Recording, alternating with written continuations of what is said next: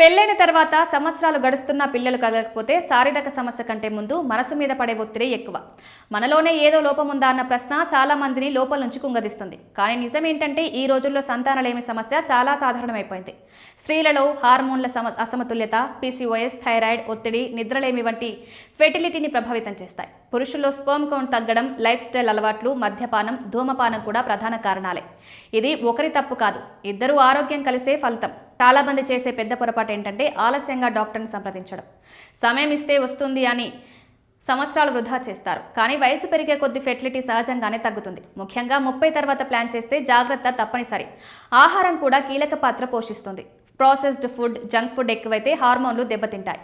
ఆకుకూరలు, పండ్లు, ప్రోటీన్, సరైన నీరు, మంచి నిద్ర ఇవే ఫెర్టిలిటీకి బేసిక్ ఫౌండేషన్.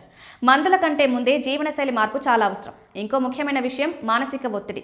ఎక్కువగా టెన్షన్ తీసుకుంటే శరీరం గర్భధారణకు అనుకూలంగా పనిచేయదు. ప్రశాంతమైన మనసు, పాజిటివ్ ఆలోచనలు, భాగస్వామి మధ్య అవగాహన ఇవి చికిత్సల కన్నా బలమైనవి. నేటి వైద్య శాస్త్రంలో ఎన్నో మార్గాలున్నాయి. టైమింగ్, ట్రీట్మెంట్, అవసరమైతే ఐవీఎఫ్ వంటి ఆధునిక విధానాలు కూడా మంచి ఫలితాలు ఇస్తున్నాయి. ముఖ్యమైనది ఏంటంటే సరైన సమయంలో సరైన నిర్ణయం తీసుకోవడం.